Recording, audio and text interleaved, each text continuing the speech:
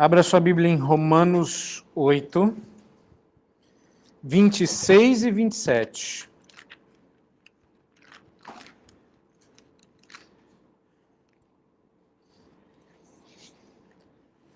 Antes que você se pergunte, precisamos relembrar algumas coisas que nós estávamos fazendo ano passado e talvez você possa ter esquecido. Nós estamos optando, e eu tenho cada vez mais ficado convencido de que essa é a melhor escolha, de expor a carta de Paulo aos Romanos pelos parágrafos que Paulo organizou na carta. E por mais que fosse interessante a gente chegar ao verso 30 já hoje, eu chamo a sua atenção para o fato de que existem 2 parágrafos aí, e não somente um parágrafo, na divisão que a casa publicadora da Bíblia, no caso nosso aqui, a Sociedade Bíblica do Brasil, resolveu dividir esse texto. Você vai ver aí que existe um subtítulo que não está no original, chamado A Intercessão do Espírito, que separa a seção dos versos 26 a 30. Mas, como ela também optou nos dar a marcação dos parágrafos, você vai notar que a primeira letra do verso 26 está mais escura, em negrito, e a primeira letra do verso 28 também. Bom, é claro que eu estava doido para expor tudo e falei, vou ignorar isso, vou fingir que não estou vendo, mas eu prometi que eu iria fazer desta forma. E aí você vai para os comentaristas, você vai para os especialistas e você repara que todos eles fazem essa divisão e separam o 26 e o 27 dos demais. Então, hoje eu vou expor só os versos 26 e 27 de Romanos 8. E depois que eu comecei a estudar esse texto, eu percebi que eu já tinha escrito mais do que normalmente eu escrevo para o sermão. Ou seja, a gente se despediu no último culto do ano, daqui, nosso, né? Depois a gente foi para a sede, com um sermão mais longo do que o usual. E ele ainda ficou menor do que esse. Então eu tive que dar uma enxugada para vocês não começarem a acostumar com um sermão puritano do século XVII. Daqui a pouco eu estou pregando 2 horas e o culto 3 horas de duração com 2 de pregação. Então, vou dar uma segurada, mas de fato, 2 versículos tem tanta coisa para falar, tanta coisa para estudar, que não daria para esgotar. Então, se um dia eu voltar, eu vou ter mais coisa para dizer do que eu vou dizer hoje.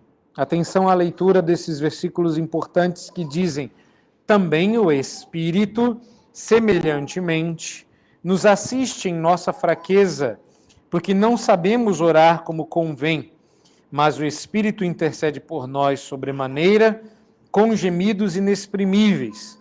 E aquele que sonda os corações sabe qual é a mente do Espírito, porque segundo a vontade de Deus é que ele intercede pelos santos. Eu tinha colocado uma ilustração inicial para vocês, depois percebi que eu ia precisar de mais, tirei elas aqui da introdução e coloquei no sermão. Então, o que eu vou fazer agora é apenas relembrá-los rapidamente do que é que nós estamos vendo em Romanos. A carta de Paulo aos Romanos, como vocês já sabem, tem algumas divisões que a gente já identificou. Paulo começa falando sobre a salvação, objetivamente falando, o sacrifício de Cristo. Depois dessa aplicação em nós,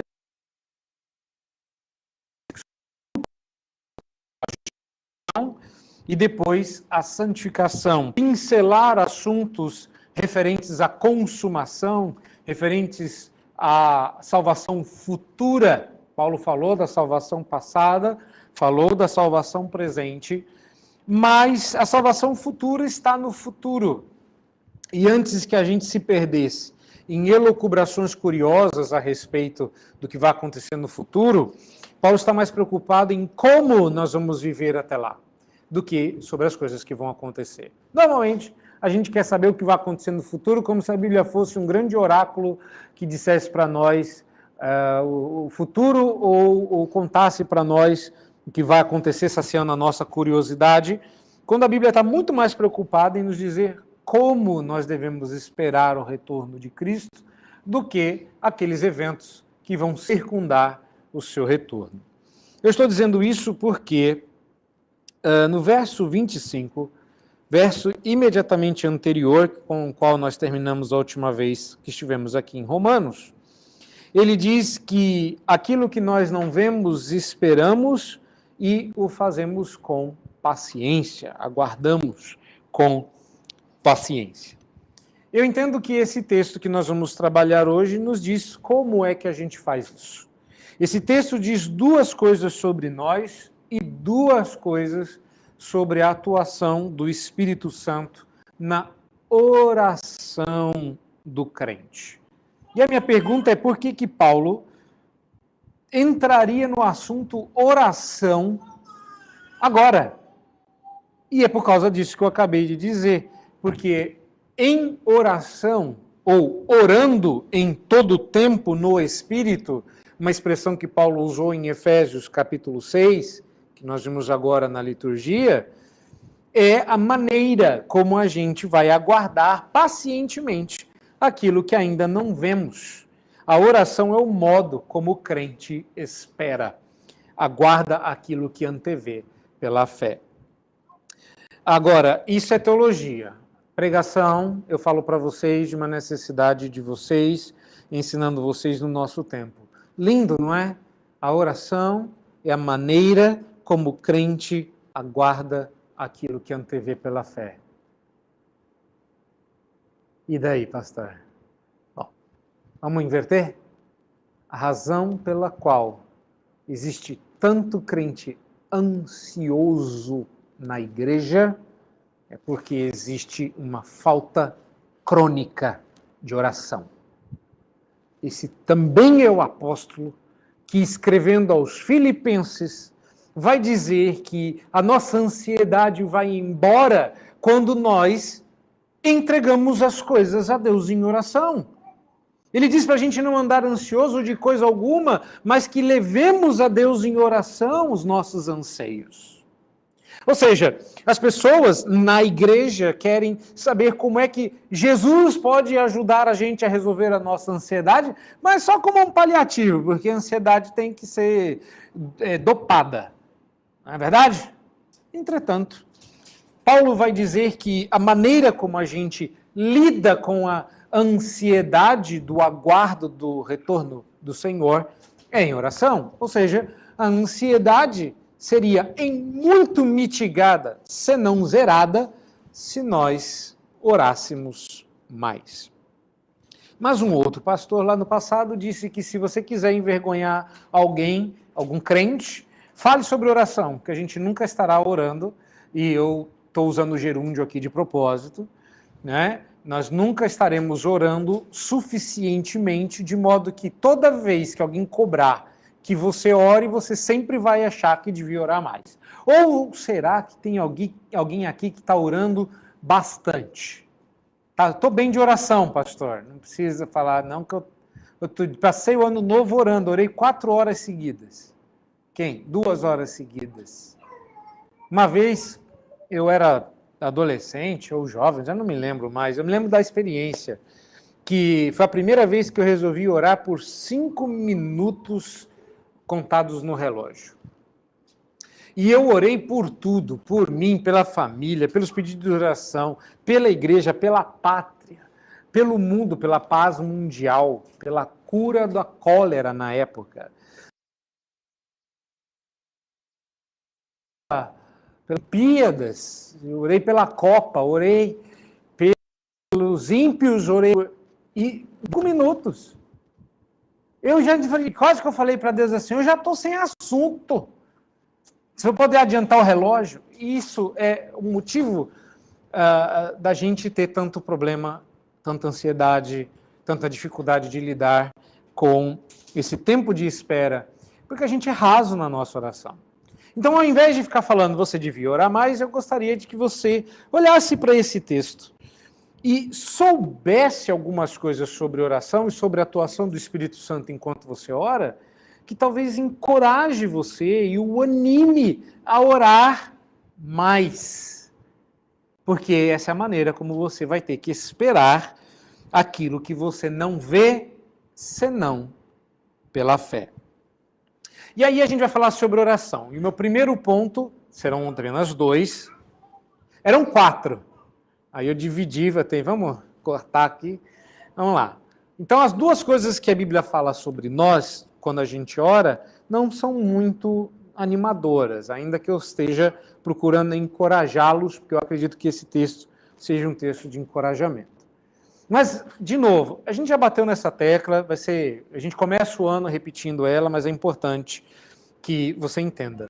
A Bíblia fala algo sobre nós e a Bíblia fala algo sobre o Espírito Santo. O que a Bíblia fala sobre nós? Que somos fracos e não sabemos orar. Aí dá ruim, porque tem que esperar orando e a gente não sabe orar. Observe aí no texto, verso 26, a afirmação básica com a qual o apóstolo Paulo vai começar esse pequeníssimo parágrafo, ou seja, sua tese principal, é que nós precisamos da assistência do Espírito Santo por causa da nossa fraqueza. Observa aí, a nossa fraqueza é o pressuposto básico para a assistência do Espírito Santo. Não é que o Espírito Santo nos assiste como quem assiste televisão, é assistir do verbo ajudar. Aliás, um verbo enorme, que é a junção de 2 outros verbos, uma palavra gigante, aqui, uma das maiores que eu já vi no original, e ela é muito rica. Eu percebi que os estudiosos se encantaram por essa palavra, e você começa a estudar o que ela significa, dá para fazer, garanto, um sermão só sobre a expressão "o Espírito nos assiste em nossa fraqueza", de tão rico e profundo que é essa expressão. A nossa fraqueza, entretanto, é o foco do apóstolo Paulo aqui, é o pressuposto básico para que o Espírito Santo nos assista. E a nossa fraqueza é a última coisa que a humanidade está disposta a reconhecer sobre si. E agora, depois de passados 2 anos de humilhação global e acachapante de todo o poderio humano que Deus impetrou sobre a humanidade, nós sairemos da crise Covid ainda mais orgulhosos. Porque nós, aspas, vencemos. A fraqueza é a última coisa que a gente assume sobre nós. Quem é que gosta de ser a parte mais fraca? Aproveitando que nós somos uma congregação rica em parte fraca. Mulheres. Nossa, pastor, mas isso é bíblico. Quem gosta de ser fraco? Bom, como vocês sabem, eu provei da minha fraqueza, tentando carregar mais peso do que aguentava, estourei as costas, passei o Natal mancando, é a vida. Mas por que você faz isso? Porque você não quer parecer fraco. Você quer pegar 30 quilos, que é pouco, reconheço, mas você quer fazer isso como quem estivesse levantando balão, que 30 quilos? Eu estou aquecendo só. Pois é, aqueceu tanto que queimou o fusível. Ninguém gosta de parecer fraco. A razão pela qual você precisa do Espírito Santo é porque você é fraco. E qual é o problema? Quando a gente vai orar, a gente quer orar com força. Não é? Quando a gente tem um parente internado, quando a gente tem uma prova difícil de passar, quando a gente está muito tempo debaixo de uma situação dolorosa, difícil, ora com força, ora com fé, ora com poder. Nossa fraqueza, ela gera uma consequência, eu diria, um efeito colateral extremamente danoso. E é uma verdade que nós não queremos admitir, porque não bastasse sermos seres humanos, também somos crentes orgulhosos. E esse é um golpe duro contra o nosso orgulho. A Escritura diz aí no verso 26 também que não sabemos nem orar. Eu tinha escrito aqui, mas eu apaguei, então eu não vou dizer. O que eu tinha escrito antes é que nem para orar a gente serve, mas eu não vou falar isso não. Eu vou falar o seguinte. E agora? O que é que nós vamos fazer se até para pedir ajuda a gente precisa orar e nós não sabemos orar como convém? Vocês já pararam para pensar nisso? Para você pedir ajuda, você precisa orar. Só que para orar, precisa saber. E nem para orar você serve, porque você não sabe orar como convém. E aí a Bíblia diz assim, orai sem cessar. Aí você fala assim, mas eu não oro, porque eu não sei orar como convém. Porque você não é só pecador, você é sem vergonha. Você não é só fraco. Você é o fraco sem vergonha. Você é o fraco que se aproveita da sua fraqueza para se arrastar pelos terminais de transporte público para pedir dinheiro e esmola. Você é esse tipo de gente espiritualmente falando. Você se aproveita da sua fraqueza para estampar a sua sem-vergonhice. Eu não oro, porque eu sou fraco. E se eu orar, eu não sei orar como convém, então já nem oro. Não é assim? Dureza, né? Eu sei que a gente não começa bem o ano com uma tabefe desse, com uma batida dessa, mas a pergunta ainda fica. Deus quer que a gente ore. Ele ordena que a gente ore sem cessar. É para orar. Ele ensinou-nos a orar, mas nós não sabemos orar como convém. Como é que a gente faz? Bom, Reverendo Vadislau contava uma história espirituosa de uma igreja que se dividiu e os que saíram da igreja abriram uma outra igreja na mesma rua. Acho que alguns de vocês já me ouviram contar essa história. A igreja de onde esse povo saiu chamava-se Igreja da Oração Poderosa. E a nova igreja, na mesma rua, foi fundada com o nome Igreja da Oração Mais Poderosa. Olha só, essa igreja é uma rua com igrejas que oram muito. Me lembro também que o reverendo Vadislau pedia que nós adivinhássemos qual seria o nome da igreja que ele iria abrir naquela mesma rua só para provocar. E é claro que a gente tentava ir na mesma direção e saía todo tipo de nome da Igreja da Oração Ultra Poderosa, da Igreja da Oração Poderosa Advanced, até que o reverendo Vadislau desempatava o jogo e nos esclarecia dizendo que ele vai abrir a Igreja da Oração Fraca no Deus Poderoso. A oração não é poderosa, porque quem ora é fraco. A oração não é poderosa. Agora, sabendo que somos fracos e que temos uma oração fraca, ainda assim podemos contar com Deus poderoso, então não há razão, não há qualquer razão, eu diria, para que nós nos queixemos de receber a ordem de carregar a cruz, dizendo que ela está além das nossas forças, porque está. Toda vez que eu falo sobre fraqueza e força e passar por dificuldades, me vem a história de Daniel à mente. Porque a primeiríssima vez, lá atrás, lá na África, quando eu falei sobre Daniel, pela primeira vez, a pergunta que eu ouvi em casa é, mas a gente não é para ser como Daniel, a gente não é como Daniel. Se a gente tiver que passar pelo que Daniel passou, será que a gente seria como Daniel?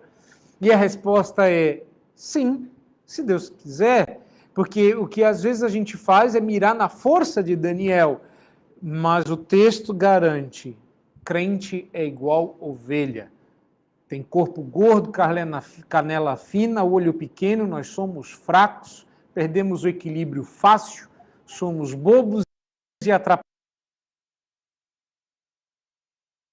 Conta, baseado na força. Mas vai dar. Essa é a diferença. Quando Jesus diz, carrega a nossa cruz, carrega a minha cruz, ou cada um carrega a sua, nesse caso, ele não está falando, seja forte pelas suas próprias forças, mas porque somos fortalecidos com o poder celestial. Agora, olha só que interessante. No verso 26, Paulo usa uma palavra muito curiosa para falar da nossa fraqueza.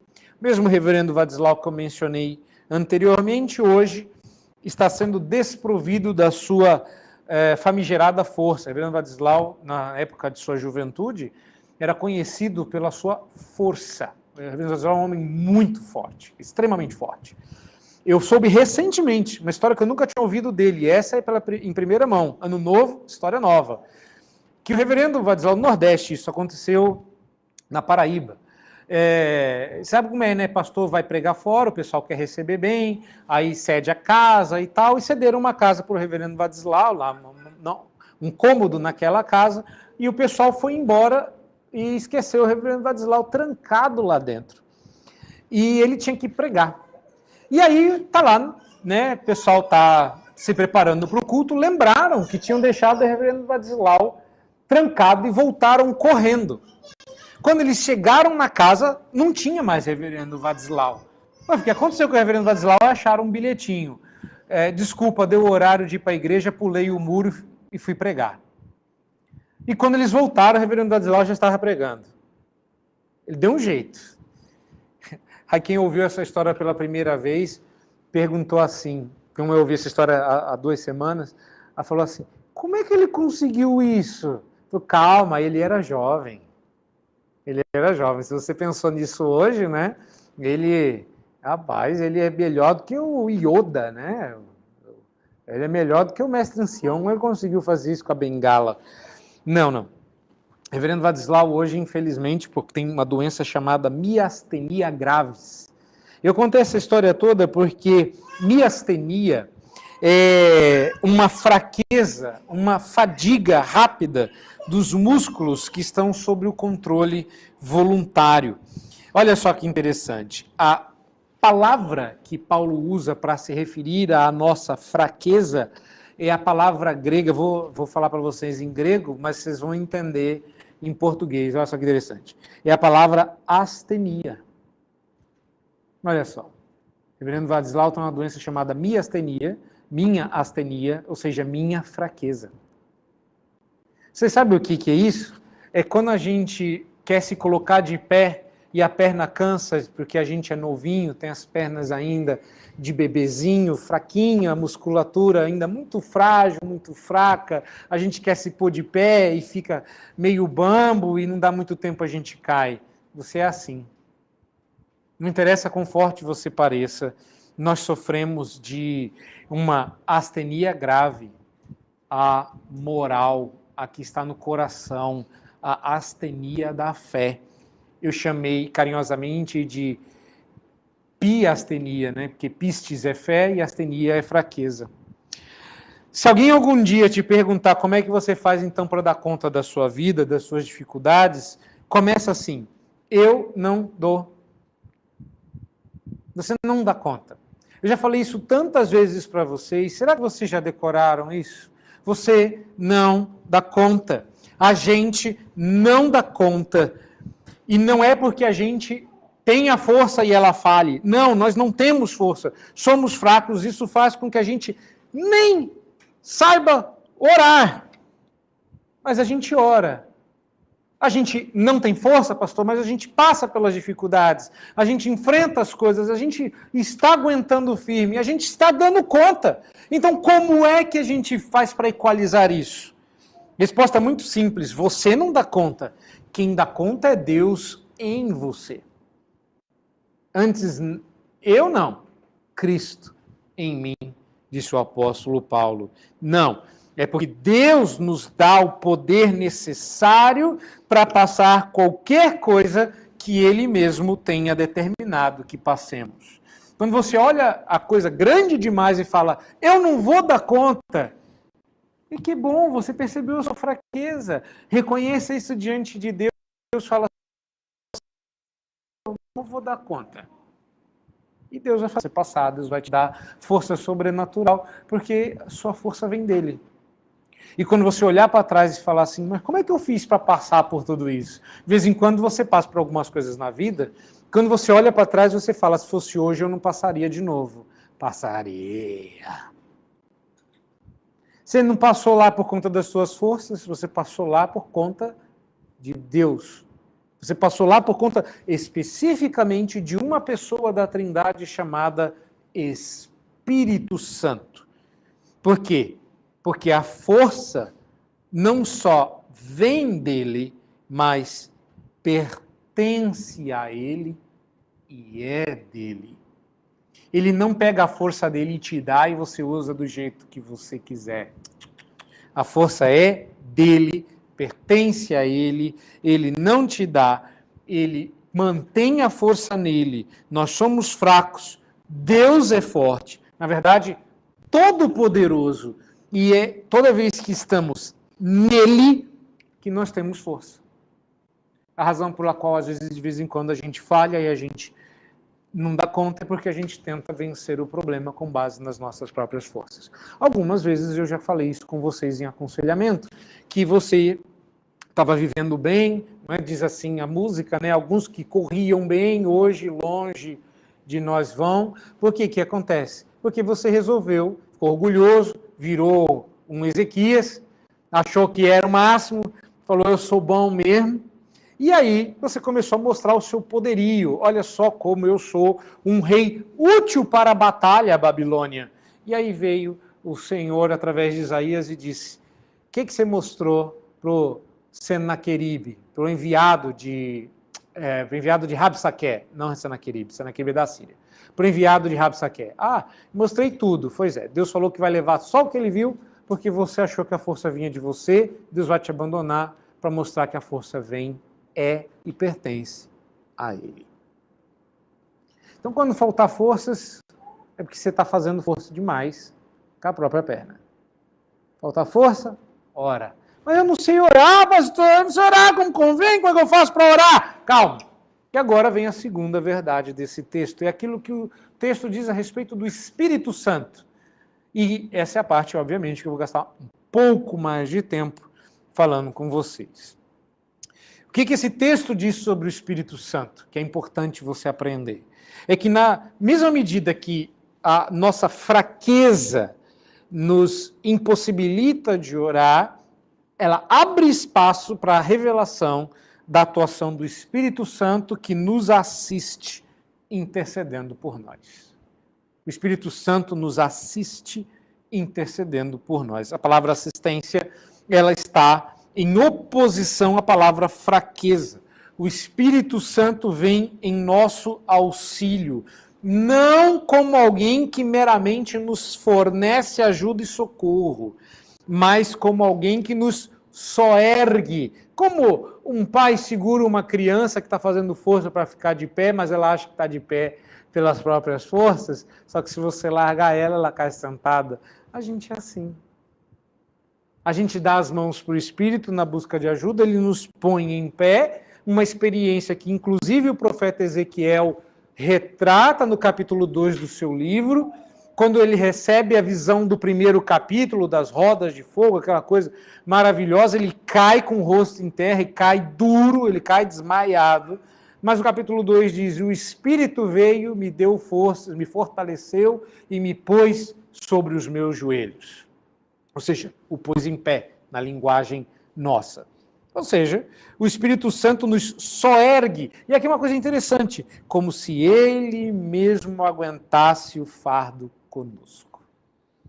Como eu disse, dá para fazer um sermão inteiro só sobre a expressão, ele nos assiste em nossa fraqueza. Porque aguentar o fardo conosco é o que a palavra assiste quer dizer. Ele não vem e nos dá uma ajudinha. Não, ele passa conosco. Ele sofre conosco. Ele se entristece conosco. Ele se apaga conosco. Quem está segurando você o tempo todo e passa com você o tempo todo por todas as coisas.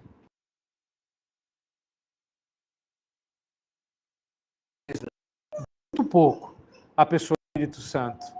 Lembrando que é ele peso conosco. E você só está aguentando porque a parte pesada fica com ele. Vocês já sabem disso. Sabe quando a gente vai pegar uma coisa pesada com a criança? A gente não quer tomar da criança, a gente quer que ela sinta que ela está participando. Aí você pega assim, segura aqui, ajuda o papai. E você está segurando todo o peso, mas a criança está ajudando. Você é a criança, tá? Você não é a pessoa que está segurando peso, dizendo, ô Deus, dá uma forcinha aqui que ficou difícil. Não, Deus está segurando todo e fala assim, agora dá uma forcinha aqui, porque né, você precisa também fazer alguma coisa. Aí você vai lá todo feliz, olha, carreguei. Né, você fala, ajuda o papai. É assim que o papai do céu faz com você. Ajuda o papai a carregar o seu fardo. É isso que o Espírito Santo faz ao nos assistir. Como é que ele faz isso? Basicamente, intercedendo por nós sobremaneira, ou se você preferir, abundantemente.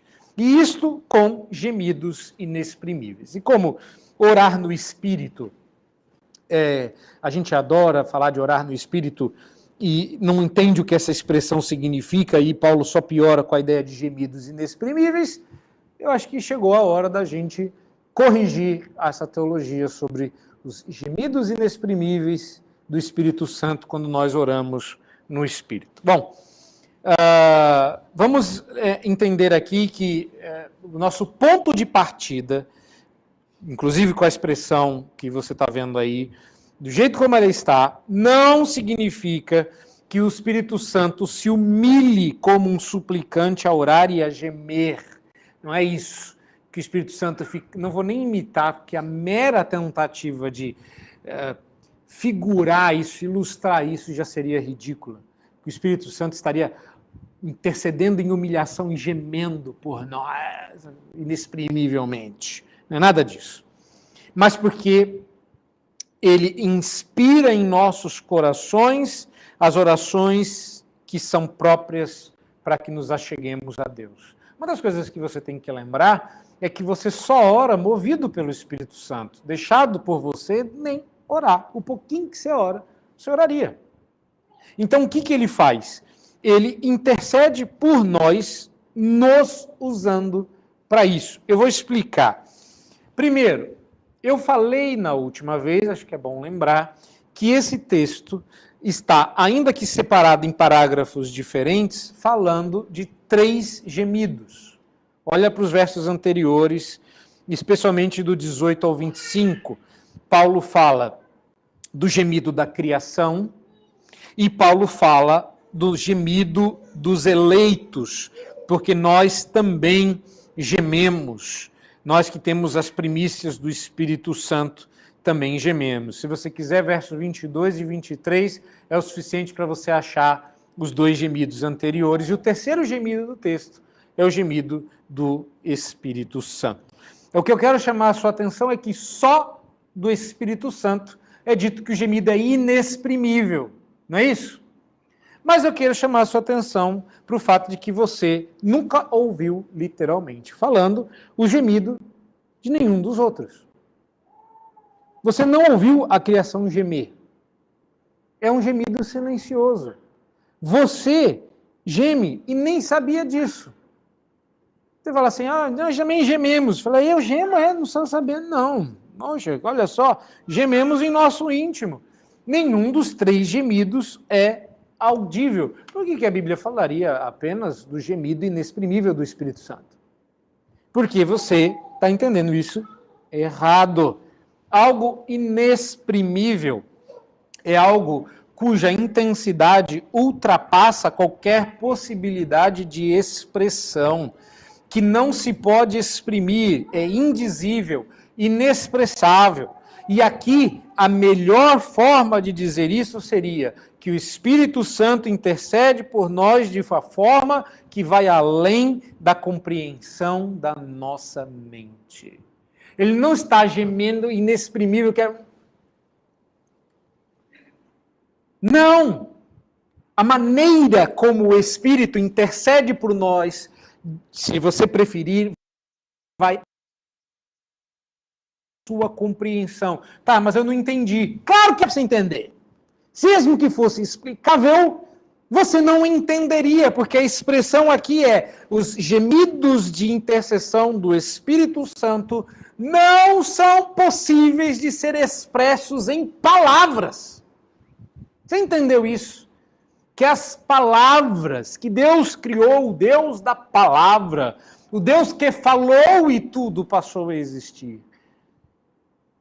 Não encontra um conjunto de palavras que expressam, Paulo, melhor dizendo. Deus não deu a Paulo um conjunto de palavras que expressem de maneira correta, profunda, plena, compreensível. Ou seja, não é por causa de você. Eu vou mostrar para vocês que Deus compreende. Você sabe o que é compreender? Compreender é quando você consegue abraçar o todo. Eu me lembro que é uma coisa tão curiosa, né?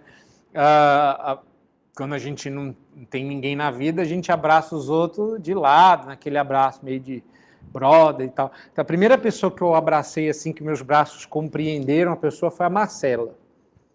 E eu achava era tão esquisito, que no começo eu ia abraçar e meus braços se batiam no outro, assim. Ela é magrinha, pequenininha, né?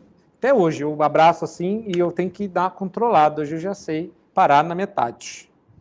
Porque eu queria enrolar, parecia uma anaconda, né? Passando os braços em volta dela. É isso que é a expressão compreender. Ou seja, abraçar, compreender o todo. Ou seja, se Paulo começasse a explicar, iria tão além da sua compreensão que chegaria um momento você parecia estar lendo outra língua. Paulo está dizendo que a maneira como Deus conversa com ele mesmo a seu respeito é de tal profundidade que sua mente limitada não consegue captar. É isso que inexprimível significa. Ou seja, é um gemido sem som porque não existem palavras que possam descrevê-las. E aí que entra a ilustração que eu usei no começo. Tá, se é assim que ele faz, intercedendo por nós, como é que nós faremos para orar? Eu tentei resolver essa situação, fui pesquisar e encontrei a seguinte ilustração. Pergunta: você já gritou ou ouviu o eco da sua voz em algum lugar, mas aquele eco bom, não é aquele eco, não, eco que você fala e parece que o lugar ou o cenário usa a sua voz para falar de volta aquilo que você disse, como se ele estivesse devolvendo? Já teve essa experiência? Não, é raro, é bem raro. Você falar e ouvir o eco completo da sua voz de volta. Geralmente a gente ouve o eco nossa, voz. Isso não é exatamente o eco que está aqui, é o eco completo. Não é? Nossos gemidos, ou seja, os gemidos dos crentes e os gemidos da criação, prestem atenção, são ecos do gemido do Espírito Santo, que fala de volta para ele usando as nossas vozes. Não entendeu? Vou ilustrar. Vou ilustrar com o meu filme predileto. Eu sei que você está esperando Homem-Aranha, até porque dentre os filmes de Homem-Aranha, as definições de filme predileto foram redefinidas recentemente. Mas não. Para surpresa geral da nação, existe um filme que habita meu coração como o filme. E ele vai surpreender a todos, ninguém imagina, acho que nem a família, que é o filme Encontrando Forrester. Que eu não sei quantos de vocês ouviram falar. Em Encontrando Forrester, estrelado por Sean Connery, um jovem aprende a escrever com um famoso romancista que está enclausurado, ele está impondo sobre si mesmo um exílio. No ápice do filme, Forrester resolve deixar seu exílio autoimposto e se apresenta em público para limpar a honra do jovem Jamal Wallace. Na cena de muitas do filme, ele diz algo que eu nunca mais esqueci, desde que eu assisti aquele filme. Ele diz assim: eu ajudo a encontrar suas próprias, começando com algumas minhas. O drama é, o menino era muito da periferia, muito pobre, ele não poderia escrever da maneira como ele estava escrevendo, mas ele havia sido treinado por Forrester. E aí ele pediu para ler umas palavras. O professor disse: esse é o nível que vocês todos têm que almejar alcançar. obrigado, Dr. Forrester, e ele diz, mas isso aqui quem escreveu foi o Jamal Wallace, não foi eu. Eu apenas ensinei ele a encontrar a própria voz usando a minha. E aí eu comecei a pensar nisso, que às vezes a gente acha que orar é isso. Ele disse mais do que eu falei, obviamente, mas vamos lá. Se você quiser aprender a orar, você não vai poder ser exatamente como Jamal Wallace e apenas começar com as palavras que Deus te deu na Bíblia e seguir dali para frente com as suas. Que é o que está acontecendo hoje em dia. As pessoas começam a aprender a orar com a Bíblia e começam a desenvolver a sua própria maneira de orar. Daqui um pouco estão falando de papai do céu, papaizinho, o cara lá de cima, daqui um pouco...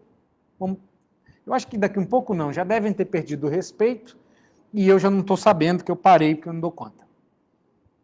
Não, orar não é se inspirar na Bíblia e seguir com a própria mente, ou os próprios sentimentos, ou as próprias palavras. Aqui eu vou parafrasear Van Til e dizer que orar é falar as palavras de Deus após as dele. A verdadeira oração é aquela que ecoa de volta para Deus aquilo que ele mesmo falou. Você é uma câmara de eco. Você só ora quando você ecoa o que Deus falou de volta para ele. E aqui está, curiosamente, a pessoa que eu já usei inúmeras vezes como uma ilustração real disso. Que eu não vou dizer quem é, mas está ali e é um presbítero. Ele reclamou comigo certa feita que queria orar melhor, queria melhorar a sua oração, melhorar o seu domínio das Escrituras, e eu recomendei que ele lesse os Salmos. Em um determinado dia, eu nunca mais vou me esquecer desse dia também, fazia tempo que eu não pedia para ele orar, pedi para ele orar naquele dia, e ele estava na pegada de ler os Salmos repetidas vezes. Eu identifiquei na oração dele mais de 3 Salmos.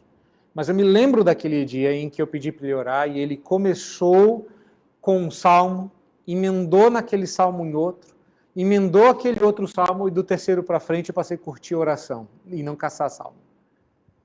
Porque ele foi costurando um salmo no outro, um salmo no outro, um salmo no outro e terminou a oração, todo mundo ficou assim, o que aconteceu aqui? Você sabe o que era aquilo? Era alguém sabendo orar. Eu não sei orar como convém. Como é que eu faço para aprender? Você vai fazer igual o Jamal Wallace. Você vai começar com as palavras de outro. A diferença é que você é um Jamal Wallace redimido. Você é um Wallace de Jesus. Você vai começar, continuar e terminar com as palavras de Deus. Você vai ecoar de volta a palavra que Deus falou aos seus ouvidos. Por que eu estou dizendo isso? Bom, antes de eu explicar da onde que eu tirei a conclusão de como a gente faz para aprender a orar, me cumpre dizer algumas coisas sobre oração. Primeiro, a oração piedosa não é aquela que entrega palavras impressionantes.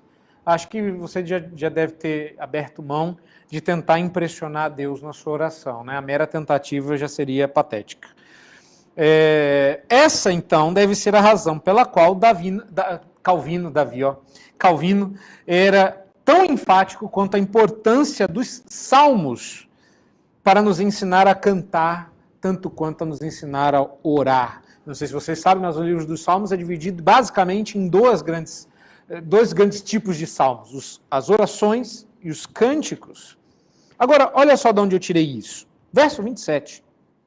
Diz que aquele que sonda os corações sabe qual é a mente do Espírito, porque segundo a vontade de Deus é que ele intercede pelos santos.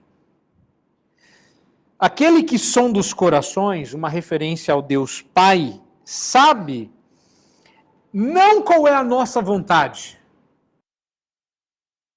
Porque imagina, o Espírito Santo intercede por nós, e aí você fala... Então, o que o Espírito Santo está fazendo? Ele está pegando aquelas nossas palavras Eu não estou conseguindo dizer para Deus o que é. Ele vai pegar o sentimento do meu coração, meu desejo mais profundo, e vai falar assim: Deus, na verdade, o que ele quer é isso. Nem ele sabe a vontade dele, nem ele sabe o que quer, mas está aqui o que ele quer. Ó, traduzir para o Senhor. Não é isso que o Espírito Santo faz. O verso 27 diz que aquele que sonda os corações não está olhando para o seu coração, tentando perceber a profundidade da sua sinceridade, ou ler os seus pensamentos.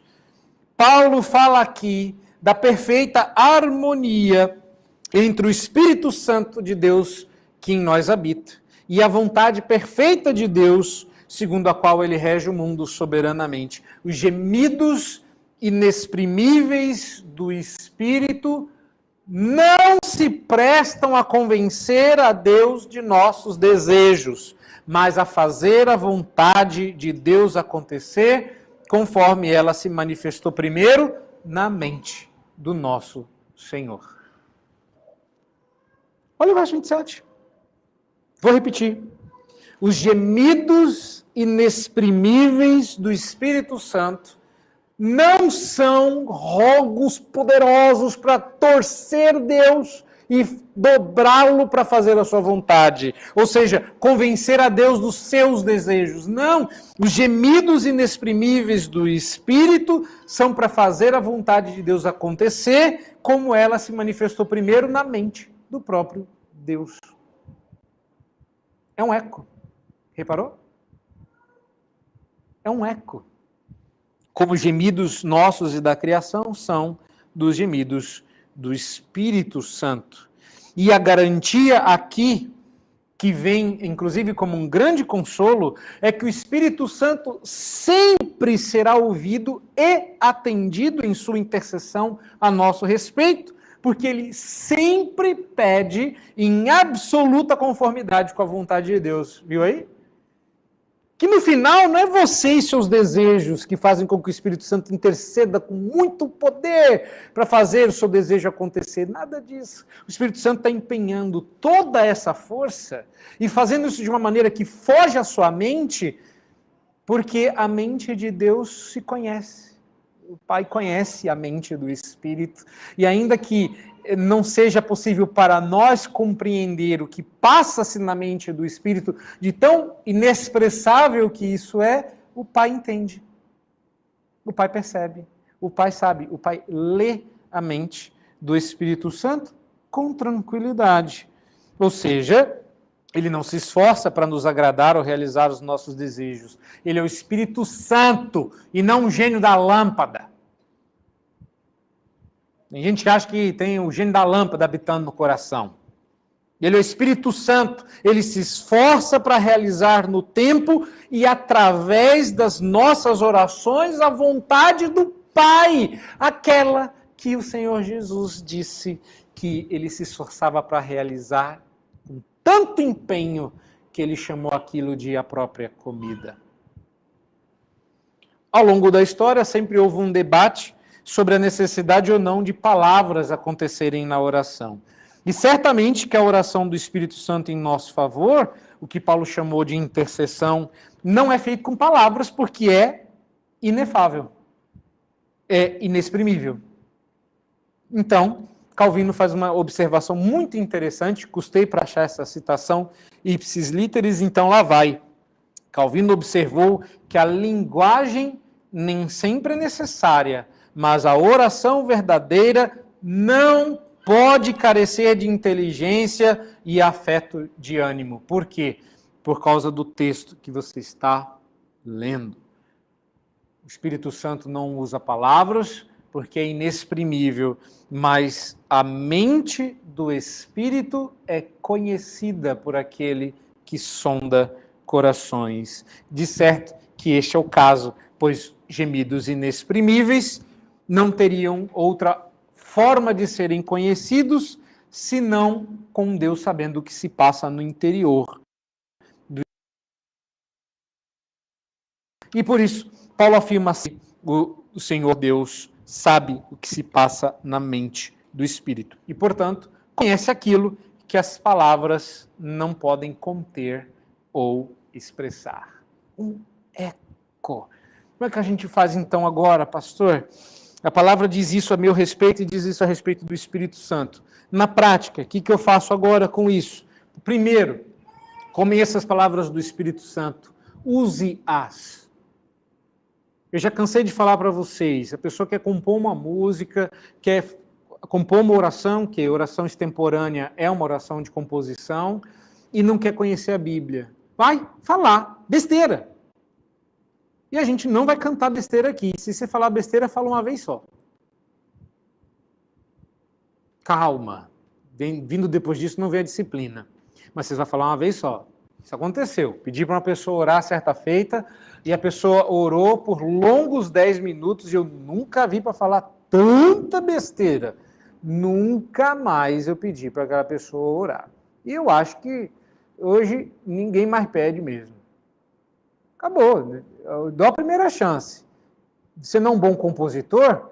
Ok, fica de fora. Mas pastor, como é que eu vou fazer para compor uma boa oração? Não precisa. Não precisa. Você é uma câmara de eco. Diz para Deus de volta o que ele disse para você. Use as palavras dele.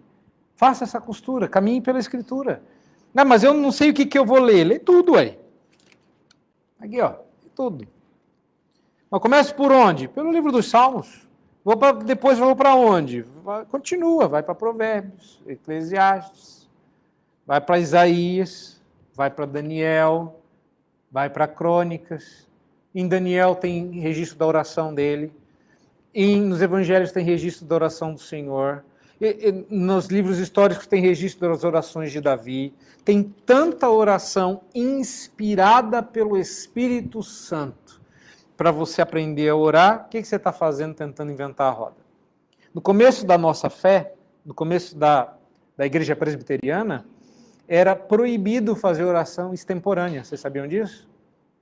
Que as pessoas eram obrigadas a ler orações, e essas orações não eram compostas pelos membros da igreja.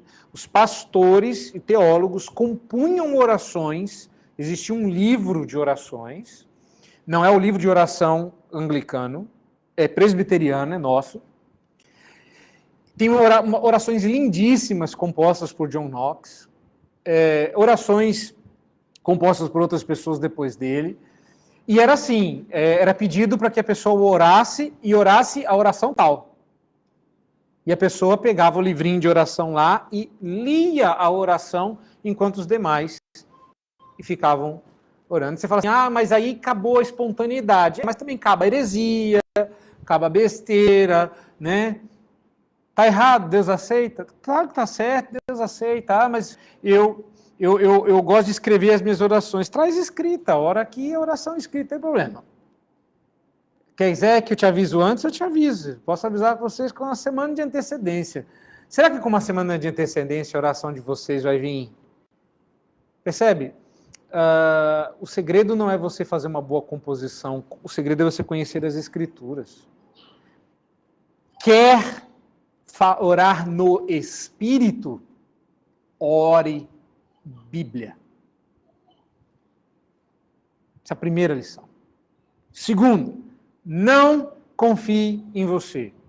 Toda oração é feita ao Pai, em nome de Jesus, e aqui vem o terceiro elemento, no poder do Espírito Santo.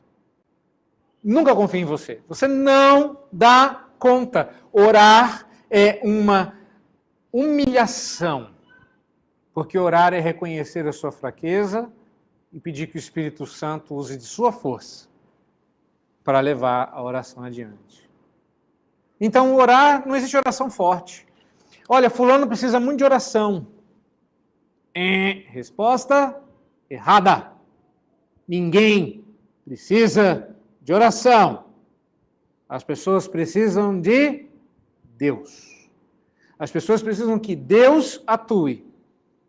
Mas Deus vai fazer isso em oração. Por quê? Porque quem ora, na verdade, é o Espírito Santo, que ora conforme a vontade de Deus e o faz de maneira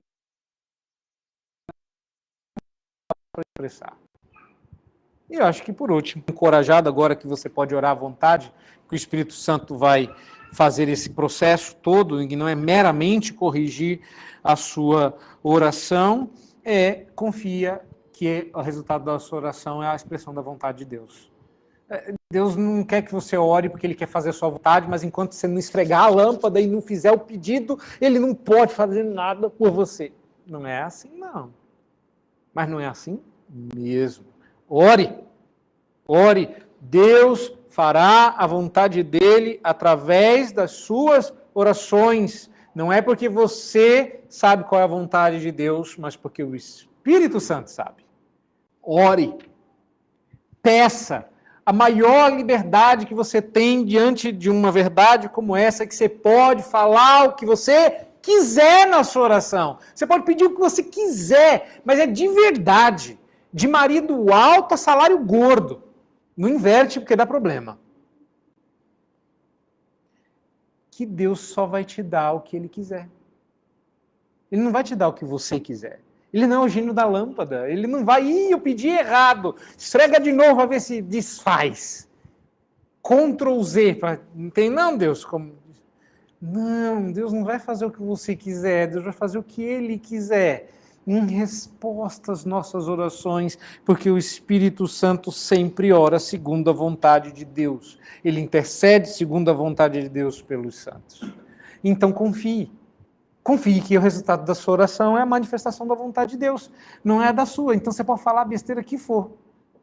Mas você fica à vontade para se relacionar com Deus como um pai. Porque a oração, no final das contas, não tem nada a ver com o que ela vai gerar. Porque ela vai gerar a vontade de Deus. Mas a comunhão que você ganha, a intimidade que você ganha, essa não tem o que pague. Na verdade, tem sim. Já está pago. Cristo pagou na cruz. Que a gente assim possa ficar encorajado a buscar o Senhor em oração, com tranquilidade, com confiança,